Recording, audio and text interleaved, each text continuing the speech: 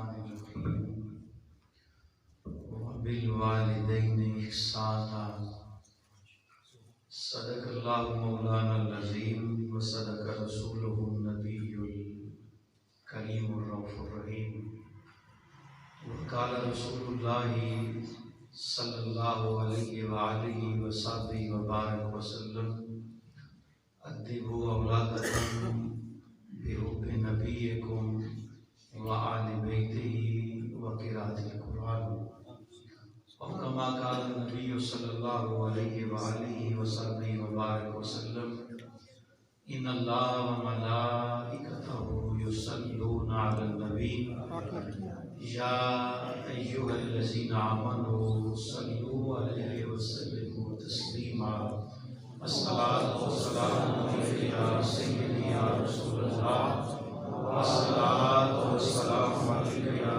سیدی یا حبیب اللہ الصلاۃ والسلام علیک یا سیدی یا رحمۃ للعالمین وعلی آلک واصحابک یا سیدی یا خاتم النبیین۔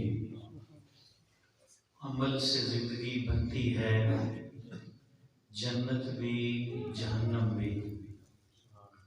عمل سے زندگی بنتی ہے، جنت بھی جہنم بھی۔ اے خاکی اپنی فطرت میں نہ نوری ہے نہ ناری ہے۔ اللہ تعالیٰ کا لاکھ لاکھ فضل و احسان ہے، جس مالک نے کیا ہوا وعدہ ایفا کرنے کی توفیق عطا فرمائی ہے، اور میں شکر گزار ہوں برادر اصغر جناب حضرت علامہ مولانا عدنان اشرف صاحب کا کہ انہوں نے بہت پہلے مجھے حکم ارشاد فرمایا آج کے دن کے حوالے سے، تو میں آپ کی خدمت میں حاضر ہوں۔ میں بڑا بروقت پہنچ گیا تھا اور مجھے حضرت نے جو تھوڑی تاریخ بتائی، دل کو اطمینان ملا، دل کو سکون ملا کہ یہ اس باپ کے چشم و چراغ ہیں جس کی تعلیمات سے، جس کی خدمات سے فقط اس کی اولاد ہی نے صراط مستقیم پہ چلنا نہیں سیکھا، بلکہ یہ اس والد کے بیٹے ہیں جس والد نے سکول کے اندر رہ کے بھی لوگوں کی تربیت فرمائی ہے اور مسجد کے ممبر پہ بیٹھ کے بھی لوگوں کی تربیت فرمائی ہے۔ یہ عزت اللہ کریم جسے نصیب فرمائے۔ علماء کرام کافی سارے تشریف فرمائے۔ میں ایک طالب علم ہوں اور طالب علمانہ ہی باتیں آپ کی خدمت میں گوش گزار کروں گا۔ ذرا توجہ سے انہماک سے بیٹھیے گا۔ دعا کا وقت مجھے پتا ہے، گھڑی میرے سامنے لگی ہوئی ہے، انشاءاللہ تعالیٰ اس سے 1 منٹ بھی کم ہو سکتا ہے، زیادہ نہیں ہوگا، یہ میرا آپ سے وعدہ ہے۔ میرے سیدی حضور ضیاء الامت جسٹس پیر محمد کرم شاہ الازہری رحمت اللہ تعالیٰ علیہ آپ فرمایا کرتے تھے، بیٹا جہاں اللہ کی رحمت برس رہی ہو نا، وہاں دل کا پیالہ سیدھا رکھ کے بیٹھا کرتے۔ ہم آ بھی گئے ہیں 3:30 بجے تک، ہم حضرت کے پابند بھی ہیں۔ اگر آپ کہیں اور توجہ کر کے بیٹھیں گے 3:30 بج جائیں گے، اگر میری طرف توجہ کر کے بیٹھیں گے 3:30 پھر بھی بج جائیں گے۔ لیکن جس بندے کی توجہ اللہ اور اللہ کے رسول کی رضا کے لیے دین سیکھنے کی طرف ہوگی، پھر جب وہ یہاں سے جائے گا تو وہ گلہ کرتا ہوا نہیں جائے گا، وہ اپنے رب کے فضل، رحمت اور برکت کو سمیٹتا ہوا جائے گا۔ اور وہ بندہ عقل مند بندہ نہیں ہوتا کہ جب اللہ کی بارش برسے اور وہ گلاس کو زمین پہ اوندا کر کے رکھ دے، گھڑے کا منہ زمین کی طرف کر دے، کولر کا منہ زمین کی طرف کر دے، اور جب سارا دن بارش برس کے رک جائے، شام کو گلاس سیدھا کرے، گھڑا سیدھا کرے، کولر سیدھا کرے اور کہے مالک یہ بڑی زیادتی ہے، لوگوں کے صحن سیراب ہو گئے، لوگوں کے کھیت جو ہے وہ سیراب ہو گئے، لوگوں کے کھلیان سیراب ہو گئے، مالک میرا گلاس خالی ہے۔ تو رب فرماتا ہے جب میں برساتا ہوں میں اپنے اور پرائے میں فرق نہیں کرتا، جب میں برساتا ہوں میں جنگل بیابان کھیت اس میں فرق نہیں کرتا، ہاں دیتا اس کا برتن کیا ہوتا ہے جی؟ اس لیے یہ تھوڑی سی دیر ہم نے یہاں پہ بیٹھنا ہے، برتن سیدھا رکھ کے بیٹھنا ہے. مجھے یہ بتایا گیا کہ اس مسجد کی جگہ بھی وقف کرنے والا یہ خاندان ہے. میں یہیں سے اس بات کا آغاز کرنا چاہتا ہوں. 3 باتیں ہیں، میں خلاصہ عرض کر دوں. مسجد بنانے سے، اسے روشن کرنے سے کیا ملتا ہے؟ والدین کیا ہوتے ہیں، اولاد کے حقوق کیا ہیں اور والدین کے حقوق کیا، اور بات ختم. بس یہ چند باتیں آپ کی خدمت میں عرض کرنی ہے. میرے کریم آقا علیہ السلام نے من بنا مسجد للہ تعالی بن اللہ لہو بیتا فی الجنہ. حضور نے فرمایا جو اللہ کے لیے مسجد بناتا ہے میرا رب اس کے لیے جنت میں محل بناتا ہے. اب مسجد کے اندر تفریق نہیں کہ اس میں صفیں 14 ہونی چاہیے، اس کا حال اتنے بائی اتنے کا ہونا چاہیے. میرے آقا نے فرمایا اگر کوئی چڑیا کے گھونسلے جتنی بھی مسجد بنائے نا، اللہ اسے بھی یہی اجر اور یہی ثواب عطا فرماتا ہے. اس لیے کہ ہم اللہ کا گھر بناتے ہیں اپنی استطاعت کے مطابق، ہم اللہ کا گھر بناتے ہیں اپنی طاقت کے مطابق، ہم اللہ کا گھر بناتے ہیں اپنی ثروت اور دولت کے مطابق.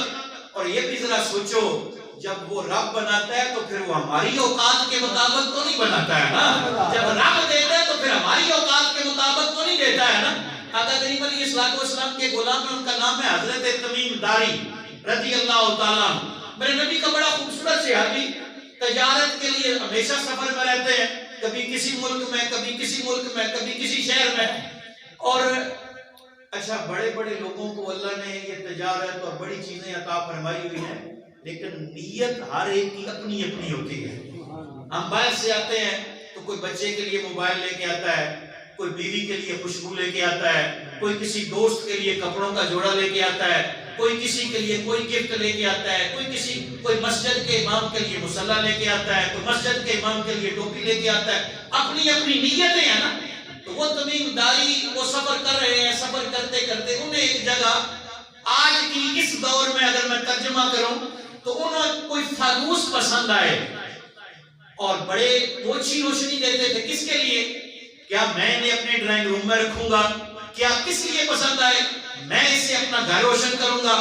لوگ کہیں گے تمیم داری کے گھر میں جو روشنی ہے وہ روشنی بڑی اللہ ہے. نہیں، تمیم داری نے کہا میں انہیں لے کے جاؤں گا، اللہ کے نبی کی جو مسجد ہے اسے روشن کروں گا. سبحان اللہ. تو فانوس لے کے آگے اور اللہ کی کرنی، اللہ کی مرضی، اللہ کی رضا.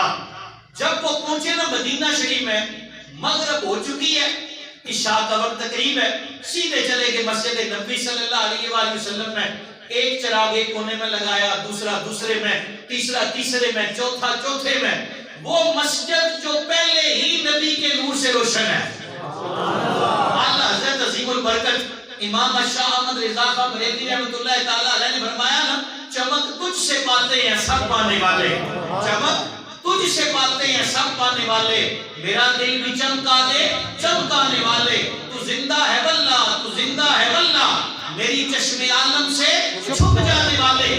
جس نبی کے نور سے پورا جہان روشن ہے، اس نبی کی مسجد کی روشنی کا عالم کیا ہوگا. لیکن انہوں نے اپنی نیت کا اظہار کیا.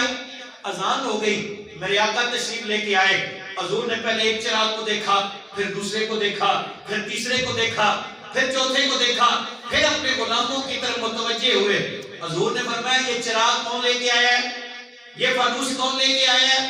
اب جب حضور یہ سوال کرتے تھے نا تو صحابہ کرام کے کلیجے کانپ جایا کرتے تھے کہ پتہ نہیں یہ کام صحیح ہے یا نہیں. حضرت تمیم داری نے ہاتھ جوڑے، عرض کرتے ہیں اللہ کے نبی صلی اللہ علیہ وآلہ وسلم، میں نے بازار میں دیکھا سفر کے دوران، مجھے پسند آئے، میں نے کہا اس سے اللہ کا گھر روشن ہو جائے گا. میرے نبی صلی اللہ علیہ وآلہ وسلم نے فرمایا تمیم داری تو نے اللہ کے گھر کو روشن کیا ہے، میرا رب تیری قبر کو روشن فرمائے. دوسرا جملہ جو اس آقا کریم علیہ السلام نے وجہ تخلیق کائنات میں بولا، حضور نے فرمایا اے تمیم داری، اس وقت اگر میرے گھر میں کوئی ایسی میری بیٹی ہوتی جس کا ابھی کسی سے نکاح نہ ہوا تھا، آج اس عمل کے بدلے میں اپنی اس بیٹی کا نکاح تیرے ساتھ کر دیتا. اس سے اندازہ یہ ہوتا ہے مسجد کو بسانا یہ کوئی معمولی کام نہیں ہے. مسجد کو روشن کرنا یہ کوئی معمولی کام نہیں ہے. مسجد کو بنانا، اس مسجد کو آباد کرنا، اس مسجد کی آبادی کا اہتمام کرنا. ہم تو میں نے جب یہ ساری باتیں سنی اور میں نے کہا ہم ان کے لیے دعا کرنے نہیں آئے، ہم تو دعا لینے کے لیے آئے ہیں. ایسے بندے کبھی کبھی پیدا ہوتے ہیں جن کا اٹھنا بیٹھنا اللہ کی رضا کے لیے ہوتا ہے، جن کا چلنا پھرنا اللہ کی رضا کے لیے ہوتا ہے، جو گفتگو اس لیے نہیں کرتے. آج ہمارے معاملات بڑے عجیب عجیب ہیں نا. مجھے بات یاد آ کہ حضرت بہلول دانا تھے تو وہ بیٹھے ہوئے تھے ایک کونے میں، تو پیچھے سے ایک بندہ گیا، اس نے کہا جی السلام علیکم ورحمۃ اللہ وبرکاتہ. تو جب سلام دیا نا تو حضرت بہلول دانا نے سلام کا جواب دیا اور پوچھا کون ہو؟ تو انہوں نے کہا میں جنید ہوں. اور حضرت جنید بغدادی کو دنیا جانتی ہے. تو آگے سے بہلول نے کہا کون جنید جو خود اللہ کے جلووں میں غرق ہے، اسے کیا پتا کون ہے، کون جنید؟ تو انہوں نے کہا میں جنید بغدادی ہوں اور اللہ نے جو تھوڑی بہت عزت دی ہے یہ نبی کی آل کی احترام میں عطا فرمایا. تو آپ نے آگے سے ارشاد فرمایا جنید کھانا کھانے کے آداب جانتے ہو؟ کھانا کیسے کھایا جاتا ہے؟ تو حضرت جنید بغدادی رحمت اللہ تعالیٰ علیہ نے آپ نے فرمایا بندہ باوضو ہو، بندہ قبلہ رو ہو کے بیٹھ جائے، بندہ بسم اللہ پڑھے، دسترخوان میں ایسے بیٹھے، ایسے چیزوں ساری باتیں جب بیان کر چکے نا تو حضرت بہلول دانا اٹھے، کہتے وہ جنید میں نے تو سنا تھا کہ تو بہت بڑا آدمی ہے لیکن تجھے تو کھانا کھانے کی آداب کا بھی پتہ نہیں. بات تسلی سے سنیے گا. حضرت بہلول دانا وہاں سے چل کے آگے چلے گئے تو جنید بغدادی بھی پیچھے پیچھے ہی چلے گئے. وہ پھر آگے کچھ بنا رہے ہیں، کھیل رہے ہیں. پھر جا کے سلام دیا، پوچھا کون؟ انہوں نے کہا وہ جنید جو کھانے کے آداب نہیں جانتا. یہ بات کرنا بڑا مشکل ہے. میں علماء کے قدموں پہ ہاتھ رکھ کے یہ بات کرنے لگا. ایک بات کرنا بڑا مشکل ہے. بندہ مسئلہ پوچھنے آئے اور مولوی صاحب کہیں مجھے نہیں آتا، یہ بات کرنا ہی بڑا مشکل ہے، بتانا تو بڑے دور کی بات ہے. تو حضرت جنید بغدادی نے کہا وہ جنید جسے کھانا کھانے کے آداب نہیں آتے. تو آگے سے پتہ ہے انہوں نے کیا فرمایا؟ انہوں نے کہا جنید گفتگو کے آداب جانتے ہو؟ مجھے ان کے بزرگوں سے یہ بات یاد آئی. گفتگو کے آداب جانتے ہو؟ انہوں نے کہا ہاں گفتگو کے آداب جانتا ہوں. جب دو بندے ملاقات کریں، ایک دوسرے کو سلام کریں، مصافحہ کریں، معانقہ کریں، اچھی گفتگو کریں. انہوں نے کہا جنید میں نے تو تمہیں بڑا بندہ سمجھا تھا، تمہیں تو بات کرنے کا بھی پتہ نہیں. پھر اٹھے، پھر آگے چل پڑے. تیسری جگہ کے اوپر پھر جا کے حضرت جنید نے سلام دیا. پوچھا کون؟ انہوں نے کہا وہ جنید جسے کھانے کے آداب نہیں آتے، وہ جنید جسے بات کرنے کا سلیقہ نہیں آتا. تو آگے سے حضرت بہلول دانا نے فرمایا رات سونے کے آداب جانتے ہو؟ انہوں نے کہا ہاں وہ جانتا ہوں. بندہ باوضو لیٹے، قبلہ کی طرف منہ کر کے لیٹے، چاروں کل پڑھ کے لیٹے. تو حضرت بہلول دانا اٹھے اور کہا جا جنید تجھے تو سونے کا طریقہ بھی نہیں آتا. حضرت جنید بغدادی نے دامن پکڑ لیا حضرت بہلول کا اور کہا حضرت اگر یہ ساری چیزیں نہیں پتا تو کرم فرمائے بتا دیں. حضرت بہلول دانا نے چہرہ گھمایا، نگاہ حضرت جنید بغدادی کے چہرے پہ ڈالی اور فرمایا کھانے کے آداب میں سے پہلا ادب یہ ہے کہ کھانا حلال ہو. آج ہم میں سے بھی بڑے کھانے کھائے جاتے ہیں، بڑے بڑے دسترخوان سجائے جاتے ہیں، بڑے بڑے لذتوں والے دسترخوان کے اوپر کھانے چنے جاتے ہیں، لیکن اس کی طرف ہاتھ بڑھاتے ہوئے ہم نے کبھی سوچا نہیں کہ یہ کسی یتیم کا حق تو نہیں، یہ کسی مسکین کا حق تو نہیں، یہ کسی غریب کا حق تو نہیں. اور دلوں کے اوپر ہاتھ رکھ کے اس کا سوال کا جواب مجھے دیں. جس درہم سے عشر ادا نہیں ہوا وہ کھانا حلال ہو گیا؟ جس پیسے سے زکات نہیں نکلی وہ پیسہ حلال ہو گیا ہے؟ او بھائی یہ کسی نے کہا تھا نا ایک آگ کا دریا ہے اور ڈوب کے جانا ہے. یہ اللہ والا رستہ اتنا آسان رستہ نہیں. میرا موضوع کچھ اور ہے. انہوں نے کہا کھانے کا پہلا ادب یہ ہے کھانا حلال ہو اور بات کرنے کی بات کرے الحب للہ والبغض للہ، اس کی بات کا منشا فقط اللہ کی رضا ہو۔ آج ہم میں سے کتنے ہیں جن کی زبان فقط اللہ کی رضا کے لیے کھلتی ہے؟ یہاں بیٹھ کر بہت کچھ، اس مسند کے اوپر بیٹھ کر، میں طالب علم ہوں، یہاں بیٹھ کر مکمکا ہوتا ہے یا نہیں؟ اور بولے نا یار، اگر میں کہہ رہا ہوں تو آپ کو ڈرنے کی ضرورت کیا ہے؟ مکمکا ہوتا ہے یا نہیں؟ اور جب یہاں بیٹھنے والوں کا توقل نہیں، ان کی زبان اللہ کی رضا کے لیے نہیں کھلتی، تو پھر سامنے والوں کا حال کیا ہوگا؟ تیسری بات انہوں نے کہا جنید سونے کا ادب یہ ہے جب بندہ چارپائی پہ جائے، دن کو جتنے گناہ ہوئے پہلے ان کی معافی مانگے، دل کے اندر جتنی زیادتیاں کی ہیں پہلے ان گناہوں کی معافی مانگے کہ پتہ نہیں آنکھ کہیں لگے اور پھر لگ ہی نہ جائے۔ تو جسے اللہ نے ایسا باپ دیا ہو نا، جس نے ساری زندگی اللہ کی خدمت کے لیے، اللہ کی رضا کے لیے، اللہ کی خوشنودی کے لیے مسجد بھی بنائی ہو، لوگوں کو تعلیم بھی دی ہو، جمعہ بھی پڑھایا ہو، سکول میں بھی پڑھایا ہو، تو بندے کو سینہ چوڑا کر کے کہنا چاہیے میں اس محمد قدیر کا بیٹا ہوں جس نے دین کی خدمت کے لیے اپنی جائیداد وقف کی ہے، جس نے دین کی خدمت کے لیے مسجد بنائی ہے، جس نے دین کی خدمت کے لیے لوگوں تک دین کا پیغام پہنچانے کے لیے اللہ کا گھر بنایا ہے۔ اور میرے رب نے بھی یہی فرمایا وَبِالْوَالِدَيْنِ إِحْسَانًا، والدین کے ساتھ نیکی کرو، والدین کے ساتھ احسان کرو، والدین کے ساتھ محبت کرو، والدین کے ساتھ پیار کرو۔ اور یہاں پہ میں عرض یہ کرنا چاہتا ہوں، ہم ڈنڈی مارتے ہیں، ہم ڈنڈی مارتے ہیں، ہمارے نعت خان بھی ڈنڈی مارتے ہیں علماء سے معافی کے ساتھ، ہمارے علماء بھی ڈنڈی مارتے ہیں۔ ماں کی شان بیان کرتا ہے نقیب، ماں کی شان بیان کرتا ہے نعت خان، ماں کی شان بیان کرتا ہے آپ کا خطیب، اور ماں کی شان بیان کرتے ہیں علماء کرام۔ بات کدھر گیا؟ اور میں نے ایسے نوجوانوں کو دیکھا ہے، اس لیے کہ میرا سفر رہتا ہے پورے پاکستان میں نے ایسے نوجوانوں کو دیکھا ہے جو ماں کے قدم چوم کے ابے کو گالیاں بھی دیتے ہیں، جو ماں کی جوتیاں سیدھی کر کے باپ کو سمجھتے ہی کچھ نہیں۔ اور میں یہ سمجھتا ہوں اس میں قصور اس نوجوان کا نہیں جو باپ کی عظمت نہیں سمجھتا، اس میں قصور اس بیٹے کا نہیں جو باپ کی عظمت اور باپ کی شان نہیں سمجھتا، قصور اس منبر پہ بیٹھنے والے کا ہے، قصور اس نقیب کا ہے، قصور اس نعت خان کا ہے، قصور اس خطیب کا ہے جس نے اسے ماں کی شان تو بتائی، جس نے اسے ماں کا مرتبہ تو بتایا، جس نے اسے ماں کے حق تو بتائے، جس نے اسے ماں کی شانیں تو بتائی، لیکن اسے باپ کی شان اور عظمت بتانا بھول گیا۔ کسے انکار ہے ماں کے قدموں کے نیچے جنت ہے؟ کوئی انکار کر سکتا ہے؟ کوئی مائی کا لال انکار نہیں کر سکتا، ماں کے قدموں کے نیچے واقعہ جنت ہے۔ لیکن ساتھ میرے نبی نے یہ بھی فرمایا باپ جنت کا درمیانی دروازہ بھی ہے۔ اور ذرا تسلی سے سوچئے گا ماں بنتی کیسے ہے، اور ماں کو یہ شان ملتی کیسے ہے؟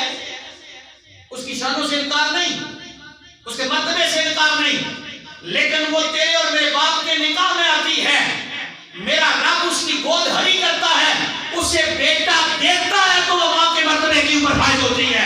گویا اسے ماں کے مرتبے پر فائز ہونے کے لیے اللہ نے تیرے اور میرے باپ کو وسیلہ بنایا ہے، تیرے اور میرے باپ کو یہ مقام دیا ہے۔ اور پھر اگلی بات سنیں، ہم پیروں کے ہاتھ چومتے ہیں یا کوئی نہیں؟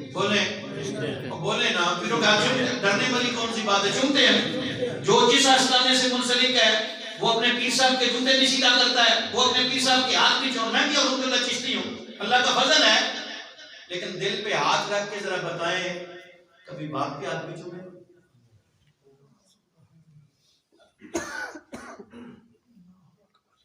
اور کبھی باپ کے ہاتھ کو بھی بوسہ دیا؟ کبھی باپ آیا اور جوتے اتارے اور کبھی باپ کے جوتے بھی سیدھے کیے؟ کبھی باپ کا استقبال کیا، اسے دروازے تک چھوڑنے کے لیے گئے ہو؟ کبھی باپ کی عظمت کا اقرار کیا؟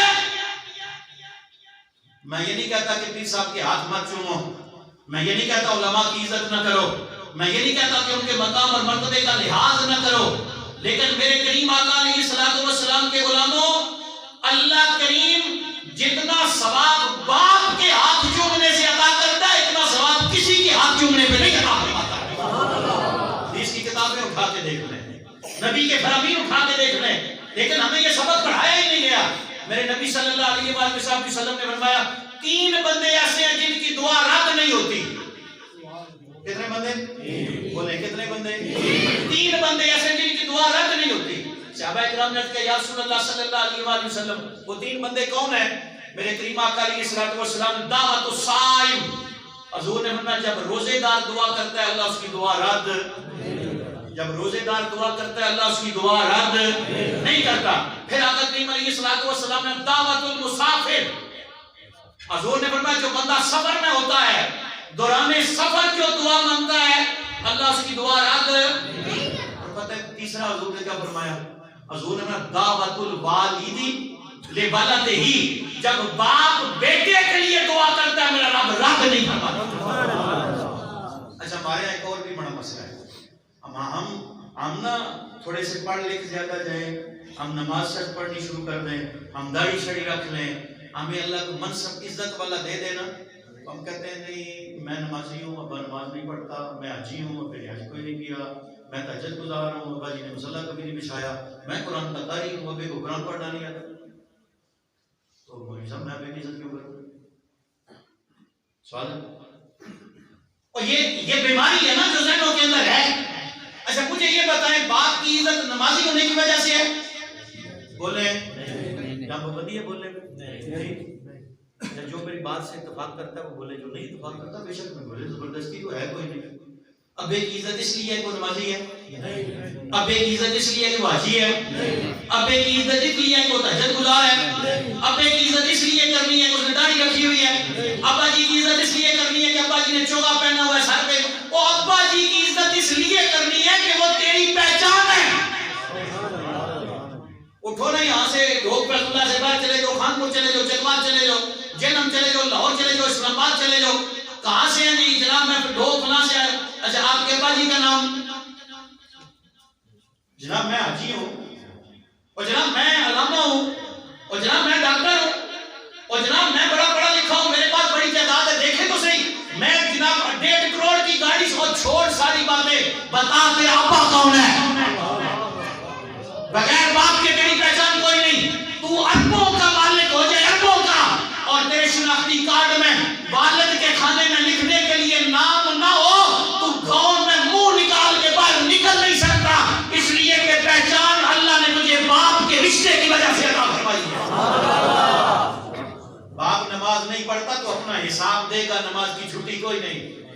باپ روزہ نہیں رکھتا تو اپنا حساب دے گا، روزے کی چھٹی کوئی نہیں۔ باپ زکوٰۃ نہیں دیتا تو اپنا حساب دے گا، زکوٰۃ کی چھٹی نہیں۔ باپ کے اوپر حج فرض ہے نہیں کرنے جاتا، نبی کے غلاموں وہ اس کا حساب دے گا، چھٹی کوئی نہیں۔ لیکن تو نے ہاتھ اس لیے چومنے ہیں کہ تیرے ابا جی ہیں، تو نے جوتے اس لیے سیدھے کرنے ہیں کہ تیرے ابا جی ہیں، تو نے اٹھ کے استقبال اس لیے کرنا ہے کہ وہ تیرے ابا جی ہیں، تو نے یہ سارے معاملات اس لیے کرنے ہیں کہ اللہ نے یہ جو 6 فٹ کا وجود ہے نا یہ اس باپ کے وسیلے سے عطا فرمایا ہے، اس باپ کی نسبت سے اللہ نے تجھے، اور باپ واحد ہستی ہے جسے سلام نہیں کیا جاتا، جسے سلیوٹ نہیں کیا جاتا، جس کا احترام نہیں کیا جاتا ہمارے معاشرے کے اندر، وہ سید مختار شاہ صاحب ہیں گجرات والے، آج کل وہ امریکہ میں ہوتے ہیں، انہوں نے ایک کتاب لکھی ہے، کتاب کا نام ہے باپ۔ کیا نام ہے؟ باپ۔ اچھا اس کتاب کے آخر میں نا قبلہ شاہ جی نے ایک جملہ لکھا ہے اور کمال جملہ لکھا ہے، شاہ جی نے فرمایا 10 بچوں کو ایک باپ پالتا ہے، جی 10 بچوں کو ایک باپ پالتا ہے، اپنی جوانی ان بچوں کے لیے۔ اچھا بندے کی زندگی اس دن ختم ہو جاتی ہے جس دن وہ کسی کو گھر والی بنا کے گھر لے آتا ہے، اس کے بعد اس کا امتحان، آزمائش، خدمت، ڈیوٹی، بیوی کی ڈیوٹی، بچوں کی ڈیوٹی، دوتوں کی ڈیوٹی، پوتوں کی ڈیوٹی، بات ڈیوٹی ہے۔ میں کبھی کبھی سہاوا فوجی پوزیشن کے سامنے سے گزرتا ہوں تو وہاں پہ سفید ریش بابے 4 سال کے بچوں کی انگلیاں پکڑے کھڑے ہوتے ہیں، تو میں پوچھتا ہوں بابا جی کیا وہ یار بیٹے کا بیٹا ہے، بیٹے کے پاس ٹائم نہیں، اس سردی کے وہ ماہ کے مہینوں کے اندر وہاں پہ کھڑے ہوتے ہیں۔ نبی کے غلاموں باپ نام ہی قربانی کا ہے، باپ نام ہی احسان کا ہے، اور باپ کی زندگی کا ایک ایک تمہیں پتا چلے گا باپ وہ ہستی ہے جس نے تیرے لیے اپنا سب کچھ قربان کر دیا ہے. تو وہ سید مختار شاہ صاحب نے پتہ جملہ کیا لکھا؟ انہوں نے کہا ایک باپ 10 بچوں کو پالتا ہے لیکن 10 بچے مل کے پیناڈال وہ لے کے آئے جو پینشن لیتا ہے، سیرپ وہ لے کے آئے جس کو ابا جی نے گھر دیا ہوا ہے، ابا جی کی میڈیسن شوگر کی بلڈ پریشر کی وہ لے کے آئے جس کے نام ابا جی نے حویلی کی ہے. اور تجھے جو پال کے جوان کیا ہے وہ کس نے کیا ہے؟ کبھی کبھی عید کا موقع ہے نا، عید کا موقع ہے، تجزیہ کیجئے گا، میں کرتا ہوں، تجزیہ کیا کریں. بڑے بڑے ملک، بڑے بڑے راجے، بڑے بڑے چودھری ہم نے دیکھے ان آنکھوں سے. وہ چودھری، وہ ملک اور وہ راجے جو ایک ایک عید پہ 4 سوٹ سلوانے والے، ایک ایک عید پہ 4 جوتوں کے جوڑے لینے والے، ہم نے ان چودھریوں کو دیکھا. چودھری صاحب عید آئی ہے جوڑا نیا نہیں لیا، چودھری صاحب عید آئی ہے جوتا نیا نہیں لیا.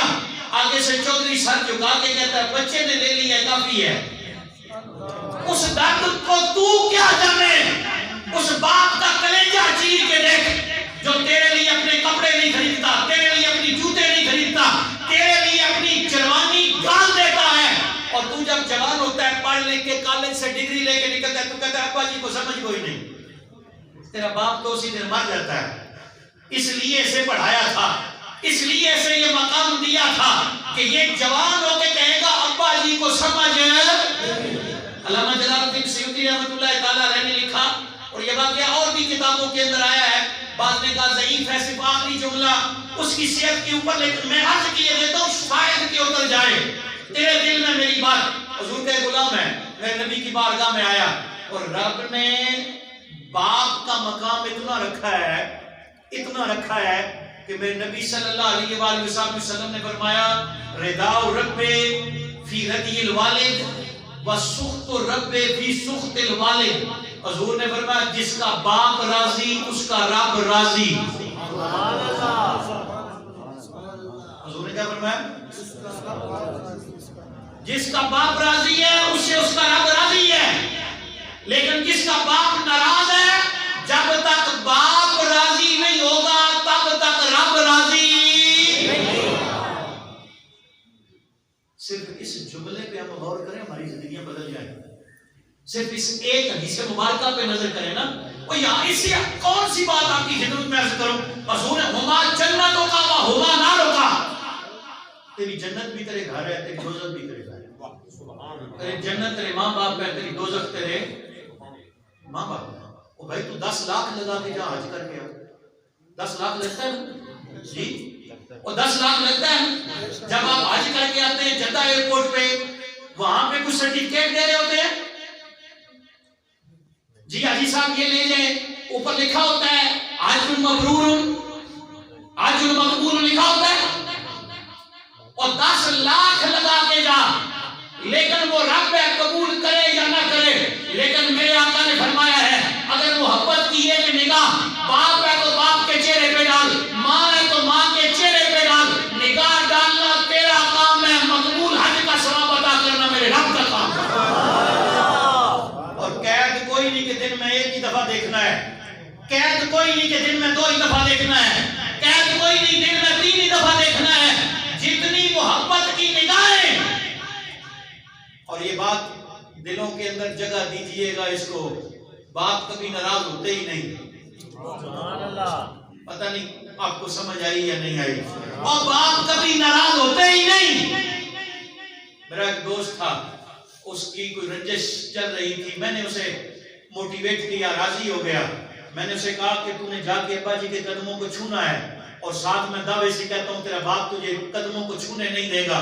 میں کہا نہیں ابا جی معاف نہیں. میں نے کہا جا تو صحیح. واپس آیا، اللہ کی عزت کی قسم روتا ہوا، آنکھوں میں آنسو، کہتا ہے مولانا میں گیا، ہاتھ قدموں کی طرف کیے، باپ نے ہاتھ پکڑ کے سینے سے لگا کے کہا اور تیرا شملہ اونچا ہوگا، مجھے اللہ اور عزت عطا فرمائے گا. واحد باپ ہے جو بیٹے کو کسی مقام پہ دیکھ کے خوش ہوتا ہے، یا استاد خوش ہوتا ہے، بھائی بھی بندے کو اوپر والی پوسٹ پہ دیکھ کے خوش ہے.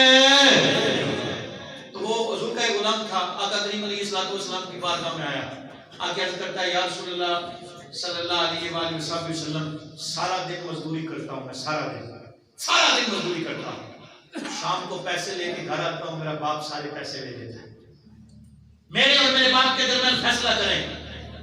آقا کریم علیہ السلام نے اپنے غلام کو بھیجا، جاؤ اس کے باپ کو بلا کے لے۔ اچھا حضور کا غلام گیا، بے وقت، ویسے تو صحابہ خوش ہوتے تھے حضور کا بلاوا آتا تھا، لیکن جب کبھی بلا وقت ایسا ہوتا تھا نا تو وہ اندر سے خوف زدہ ہو جاتے تھے، پتہ نہیں حضور نے کیوں یاد فرمایا۔ تو جب بلاوا آیا تو پہلے تو خوش ہوئے، تو کثرت سے پوچھتے ہیں خیر تو ہے نا؟ تو انہوں نے کہا تیرے بیٹے نے شکایت لگائی ہے۔ آقا کریم علیہ السلام نے اس کی شکایت سن کے تجھے یاد فرمایا۔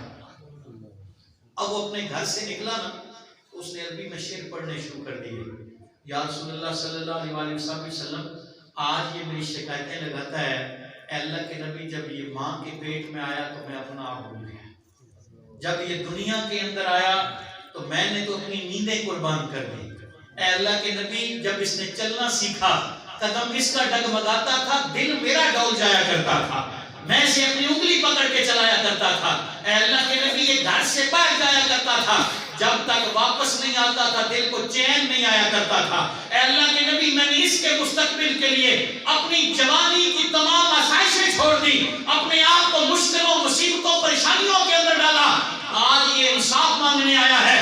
میرے نبی کے کانوں تک اس کی آواز پہنچی اور وہ روتا ہوا میرے نبی کی بارگاہ میں آیا، قیامت تک کے لیے میرے نبی نے ایک مونوفیسٹو دیا اور ارشاد کیا فرمایا، انتا و مالو کا لے ابی کا، اور باپ کے بارے میں شکایت کرنے والے سن، میں اپنا کلام فیصلہ کرتا ہوں، اولاد بھی اس کے باپ کی ہے اور اولاد کا مال بھی اس کے باپ کا ہے۔ آج ہمارے ہاں جتنے مسئلے ہیں وہ یہیں سے شروع ہوتے ہیں، ابا جی کی خدمت کون کرے، امی جی کی خدمت کون کرے؟ اللہ کے بندو، باپ کو عزت منصب اور باپ کو یہ مقام دینے والا کوئی اور نہیں، یہ مقام میرے رب نے دیا ہے اور رب کے نبی مصطفیٰ نے دیا۔ ماں کی بھی بڑی شان ہے، باپ کی بھی بڑی شان ہے، تفاوت کیوں ہے؟ تفاوت کیوں ہے؟ تفاوت اس لیے ہے کہ ہم نے اپنا حق ادا نہیں کیا،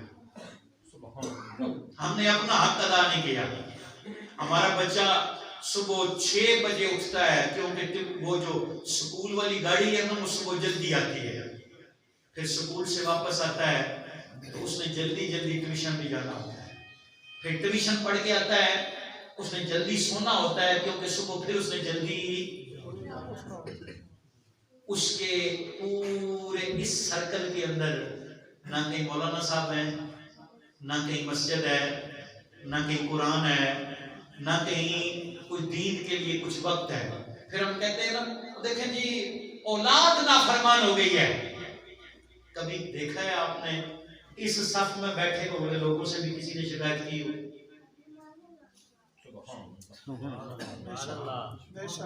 وجہ امیر المومنین سیدنا فاروق اعظم رضی اللہ تعالیٰ عنہ کا زمانہ ہے، ایک باپ صبح جا کے اس نے دروازہ کھٹکھٹایا سیدنا فاروق اعظم کا، اور سیدنا فاروق اعظم باہر تشریف لے کے آئے، تو کہتا ہے جناب میرے بیٹے نے بڑا ظلم کیا، فیصلہ کریں آپ۔ تو امیر المومنین نے فرمایا کیا کیا ہے تیرے بیٹے نے؟ اس نے کہا جناب صبح وہ ہل جوت کے نکلا ہے اپنے گھر سے، تو آگے سے میں آ گیا ہوں، اس کا بیل بدک گیا ہے، اس نے ایک سوٹی بیل کو ماری ہے اور دوسری سوٹی مجھے ماری ہے۔ سیدنا فاروق اعظم نے ایل جی کو بھیجا کہ جو اس کے بیٹے کو بلا کر لے آؤ۔ اب وہ آج کل کی عدالتیں تو ہیں نہیں، عدالت فاروق اعظم کی، عدالت لگ گئی، اس کا بیٹا آ گیا، تو سیدنا فاروق اعظم نے اسے فرمایا تو نے باپ کو سوٹی ماری ہے؟ امیر المومنین ماری ہے، ماری ہے۔ سیدنا فاروق اعظم نے فرمایا صلاح کے لیے تیار ہو؟ اس نے کہا تیار۔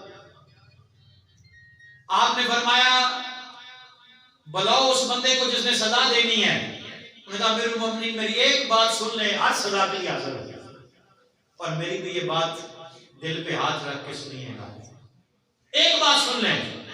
امیر المومنین نے فرمایا تیری بات کیا ہے؟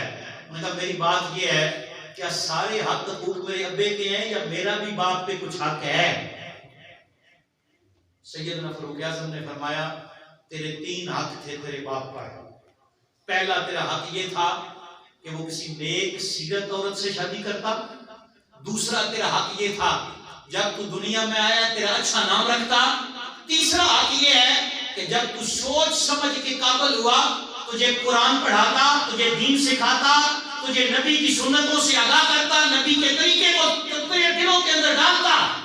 انہوں نے کہا امیر المومنین میرا جواب سنیں, میں سزا کے لیے حاضر ہوں. میرے باپ نے شادی کی بازار میں بکتی ہوئی عورت کے ساتھ جس کے کردار کا کوئی پتہ نہیں. جب میں دنیا میں آیا میرے باپ نے میرا نام رکھا نمدہ. نمدہ کہتے ہیں کہ جو گوبر کے اندر کیڑا ہوتا ہے نا اس کو کہتے ہیں نمدہ. اور امیر المومنین جب میں تھوڑا چلنے پھرنے سوچ سمجھ کے قابل ہوا میرے باپ نے مجھے اونٹ چرانے پہ لگا دیا.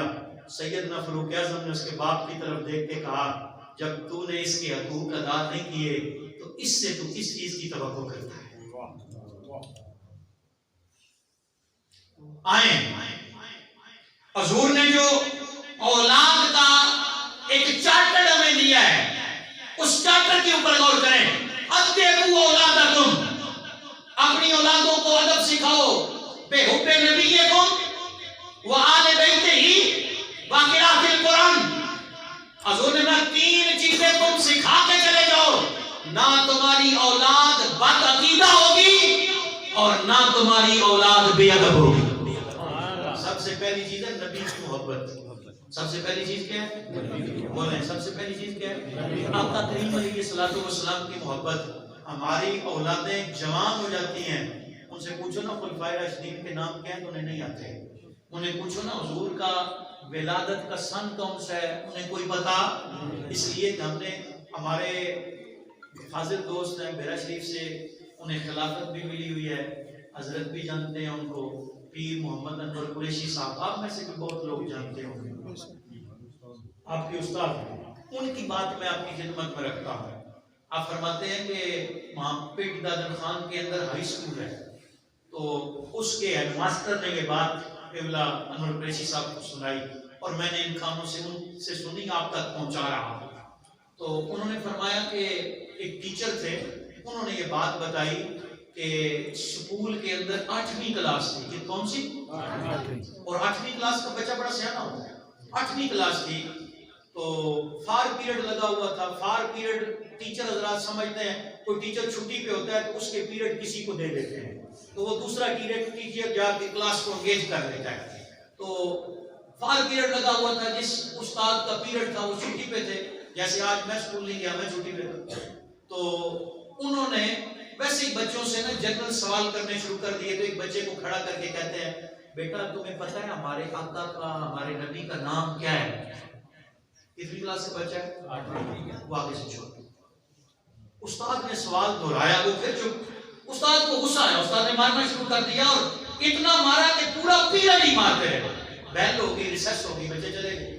اچھا ریسیس کے بعد خدا کی کرنی پھر انہیں استادوں پر گئی. بچے بھی گئی, کلاس بھی گئی, استاد بھی گئی. استاد کا غصہ بھی ٹھنڈا نہیں ہوا. 8ویں کلاس کا بچہ ہے, اس کے حضور کا نام نہیں آتا. تو پھر استادوں نے اسے کھڑا کیا, حضور کا نام جانتے؟ اس نے کہا جی. کیا نام؟ اس نے بڑے ادب سے ہاتھ باندھے, سر کو جھکایا اور کہا ہمارے آقا کا نام ہے محمد صلی اللہ علیہ وسلم.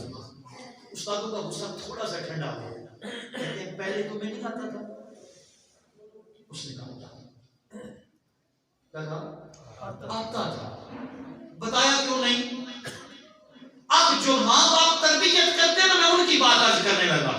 بتایا کیوں نہیں؟ انہوں نے کہا استاد محترم جب سے ہوش سنبھالا ہے نا تو مجھے ماں اور باپ نے تعلیم یہ دی ہے بیٹا جب تک وضو نہ ہو نبی کا نام نہیں لیتے. آپ نے مجھ سے پوچھا میرا وضو نہیں تھا, میں کیسے نام لے سکتا ہوں؟ ہم تو بغیر وضو کے ختموں میں بھی اگاتے ہیں. ہم تو آج کل تو جب یہ الیکشن سیکشن ہوتے ہیں تو آدھے لوگ بغیر وضو کے جنازے بھی پڑھ دیتے ہیں. یہ ویسے تباہی اور بربادی نہیں, یہ ویسے اتنی اخلاقی سوشل ایونز ویسے نہیں. اس کی وجہ یہ ہے کہ ہم نے قرآن کو چھوڑ دیا ہے، نبی کے فرمان کو چھوڑ دیا ہے، سب سے پہلی چیز ہے نبی کی محبت. اور جب وہ نبی کی محبت سیکھ جائیں تو پھر انہیں حضور کی آل کی محبت سمجھاؤ. اس لیے کہ جو مولا حسن کو جانتا ہے، جو مولا حسین کو جانتا ہے، اس کی گردن کٹ تو سکتی ہے لیکن وہ باطل کے ساتھ کھڑا نہیں. وہ اپنا آپ قربان کر دے گا، اپنی اولاد قربان کر دے گا، اپنا مال قربان کر دے گا، اپنی کائنات قربان کر دے گا، لیکن کبھی بھی باطل کے ساتھ کھڑا. اسے پتا ہونا چاہیے حسین منی وانا من حسین، حسین مجھ سے ہے، میں حسین سے. اسے پتا ہونا چاہیے کہ میرے نبی نے حسن کے بارے میں فرمایا تھا آزا ابنی سیدن، اور یہ میرا بیٹا سردار ہے، اور اس کے ہاتھوں سے اللہ 2 مسلمان گروہوں کے اندر صلح عطا فرمائے گا. اور جب وہ آل کی محبت سیکھ جائیں تو پھر کیا کرنا ہے؟ پھر انہیں قرآن سکھانا ہے. کیا سکھانا ہے؟ بولے نا کیا سکھانا ہے؟ ہمارے یہاں تو یہ ہوتا ہے نا، آپ کے علاقے کا پتہ نہیں ادھر کی روٹین کیا ہے. تو ہمارے یہاں تو جب وہ پول شل ہوتا ہے یا ختم چلم ہوتا ہے تو پورے گاؤں میں سپارے بانٹے جاتے ہیں. 5 آپ نے پڑھنے ہیں جی، 7 آپ نے پڑھنے ہیں جی. ادھر بھی ایسے ہی ہے جی، ایسا چلتا ہے نا کام. اچھا مجھے نہیں سمجھ آتی کہ جس بندے نے سارا قرآن نہیں کھولا وہ آپ کے بے کے لیے 5 سپارے کیسے پڑھے گا؟ جس نے قرآن، اور پھر جب ہم ختم کے لیے بیٹھتے ہیں اتنی لمبی پرچی، اتنا لمبا پھرلا ہمیں پکڑا دیا جاتا ہے. او اللہ کے بندے توجہ کر، کیا تو اتنی محروم اولاد چھوڑ کے گیا ہے کہ وہ تیرے لیے قرآن بھی نہیں پڑھ سکتی، تیرے لیے دعا بھی نہیں کر سکتی، تیرے لیے ختم اور درود بھی نہیں پڑھ سکتی؟ اور میں تو اپنے علاقے میں برملا کہا کرتا ہوں کہ مولوی آپ کے ابا جی مر جائے، مولوی صاحب کو کیا ٹینشن ہے جی؟ وہ کبھی دیکھا ہے ایسے لوگ یہاں پہ بیٹھے ہوں گے جن کے والدین دنیا سے چلے گئے ہیں، آپ کے امی ابے کا جنازہ ہو، کسی نے مولوی صاحب کو روتے دیکھا ہے؟ بولے نا. اور کسی نے روتے دیکھا ہے؟ کیوں؟ ابا جی مر گئے، آپ کے مولوی صاحب کیوں روئے؟ امی مر گئی آپ کی، مولوی صاحب کو کیا ٹینشن ہے؟ مولوی صاحب تو اس دن روئیں گے نا جس دن اپنے ابا جی جائیں گے. تو کیوں نہ تو وہ بیٹا چھوڑ کے جائے، جب تم مرے مصلی امامت پہ وہ کھڑا ہو، جنازہ بعد میں پڑھائے گا، میرا رب کرم پہلے فرمائے گا. میرے پاس ایک بندہ بدھ والی شام کو آیا، کہتا ہے قاری صاحب صبح 10 بجے ختم ہے تو یہ 5 سپارے آپ نے پڑھنے ہیں. تو میں نے کہا بھائی میں نہیں پڑھ سکتا. انہوں نے کہا میں پورے گاؤں میں دے کے آیا ہوں، کسی نے نہیں کہا ہم نہیں پڑھ سکتے. میں نے کہا اس لیے انہوں نے نہیں کہا کہ انہیں پتہ ہی نہیں ہے 5 پڑھنے میں وقت کتنا لگتا ہے. انہوں نے قرآن کھولا ہی کبھی نہیں. اور آج دل میں ہاتھ نہیں کھڑا کرنا، دل میں میرے ساتھ وعدہ کریں، گھر میں جا کے اپنے قرآن کو کھولنے سے پہلے اس غلاف پہ ہاتھ ضرور پھیرنا. جو گھر پڑا ہوا نا کنس کے اوپر، اس پہ ہاتھ ضرور پھیرنا. اگر تیرا ہاتھ مٹی کی تہ سے سلامت ہوا تو اس کا مطلب ہے کہ تجھے قرآن سے کچھ محبت ہے. لیکن اگر غلاف پہ تو نے ہاتھ پھیرا اور جب ایسے کیا اور مٹی کی تہ تیرے ہاتھ کے اوپر جم گئی تو پھر تو بے شک روز ختم کروا گھر میں، بے شک تو سورہ یاسین پڑھوا گھر میں، بے شک تو سورہ ملک کے ختم کروا گھر میں. اور بھائی وہ آفتیں، وہ مصیبتیں تیرے گھر سے ڈیرا اٹھا کے جانے والی نہیں. اگر تو چاہتا ہے تیرا گھر جنت بن جائے، نسخہ بڑا آسان ہے. گھر میں قرآن کی تلاوت شروع کر دے، جتنی دیر تلاوت ہوتی رہے گی میرا رب تیرے گھر کو جنت بنا دے گا. اور اگر بندہ جوانی بھی گزار دے اور اسے قرآن پڑھنا نہ آتا ہو، انگلش پڑھ لیتا ہو، اردو پڑھ لیتا ہو، بڑے بڑے منصب کے اوپر بیٹھ کے لوگوں کے ساتھ معاملات کاروبار، معاملات زندگی طے کر سکتا ہو، لیکن وہ قرآن نہ پڑھ سکتا ہو، اس سے بڑی بھی بدنصیبی کوئی ہے؟ بولے. اچھا بعض لوگوں کو جب میں اپنے جمعے پہ کبھی ایسی بات کرتا ہوں نا تو بعض لوگ کہتے ہیں جناب قاری صاحب اب عمر زیادہ ہو گئی ہے. کیا اب شرم آتی ہے مولوی صاحب کے پاس میں جاؤں اور میں کہوں مولوی صاحب مجھے قرآن پڑھائیں، تو میں پتہ ہے آگے سے کیا کہتا ہوں، میں کہتا ہوں حضرت سلیمان فارسی کی عمر کتنی تھی جب انہوں نے قرآن سیکھا؟ سبحان اللہ. عمر کا تعلق نہیں. جب بھی اللہ آپ کو کرم فرمائے تو نبی سے محبت، نبی کی آل سے محبت، اور تیسری قرآن سے محبت. یہ وہ چیزیں ہیں جو آپ کی زندگی بدل دیں گی. آخری حدیث مبارکہ سنیں، 2 منٹ رہ گئے میری بات ختم. آقا کریم علیہ الصلوۃ والسلام نے ارشاد فرمایا تھا بندہ جب مرتا ہے نا اس کے سارے عملوں کا سلسلہ ختم ہو جاتا ہے. 3 چیزیں ایسی ہیں جو مرنے کے بعد اسے نفع دیتی ہیں. صحابہ کرام نے عرض کی اللہ کے نبی وہ 3 چیزیں کون سی ہیں؟ میرے نبی نے پہلی چیز من صدقۃ جاریہ، وہ صدقہ جاریہ، اور مسجد سے بڑا اور صدقہ جاریہ ہے. سبحان اللہ.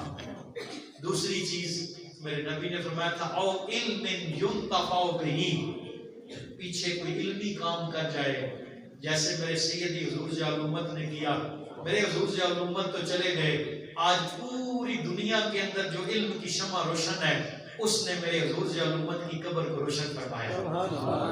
اور تیسری چیز میرے آقا نے فرمایا تھا والد صالح یدعو لہ، پیچھے کوئی نیک اولاد چھوڑ جائے، جب وہ مر جائے نا تو اس کے مرنے کے بعد پیچھے سے اس کے لیے کیا کرے؟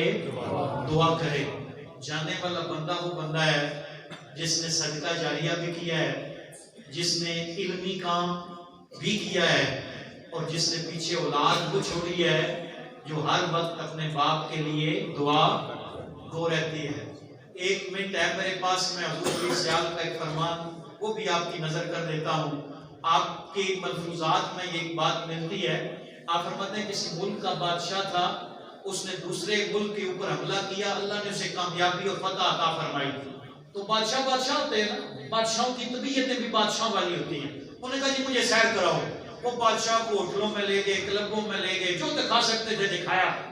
آخر میں بادشاہ نے کہا مجھے قبرستان لے چلو. انہوں نے کہا بادشاہ سلامت، قبریں بھی کو دیکھنے کی جگہ ہے. انہوں نے کہا نہیں لے چلو. بادشاہ تھا، لے گئے. جب قبرستان لے کے گئے نا، بادشاہ نے پورا قبرستان پھیرا. 6 مہینے، سال، 1.5 سال، 2 سال، 2.5 سال. 2.5 سال سے اوپر کا کوئی کتبہ پورے قبرستان میں نہیں. بادشاہ واپس آیا. انہوں نے کہا جتنے عقل مند لوگ ہیں سب کو بلا لو. بلا دیا گیا. بادشاہ نے کہا تو میں سارے بچے مر جاتے ہیں، جوان ہو کے کوئی نہیں مرتا. نہیں بادشاہ سلامت، جوان مرتے ہیں، بوڑھے مرتے ہیں. کہ میں نے تو 2.5 سال سے اوپر کا کتبہ ہی کوئی نہیں دیکھا. ان کا بادشاہ سلامت ہم میں سے جب کوئی مرتا ہے، ہم محلے کے انٹیلیجنٹ لوگ، شہر کے جینیس لوگ، پڑھے لکھے لوگ بیٹھتے ہیں، اس کی زندگی کے لمحات کو کیلکولیٹ کرتے ہیں. جو زندگی اس نے اللہ اور اللہ کے رسول کی یاد میں گزاری ہوتی ہے نا، وہ نکال کے کتبے پہ لکھتے ہیں. وہ 6 مہینے یا سال کرتی ہے. 70 سال ہو گئی، 80 سال ہو گئی، 90 سال ہو گئی. کبھی اسے کیلکولیٹ کیجئے گا کہ 6 مہینے بنتی ہے یا عمل سے زندگی بنتی ہے. عمل سے زندگی بنتی ہے، جنت بھی جہنم بھی. خاکی اپنی فطرت میں اپنا نوری ہے. 3:30 کا حکم ملا تھا، 3:30 بج چکے.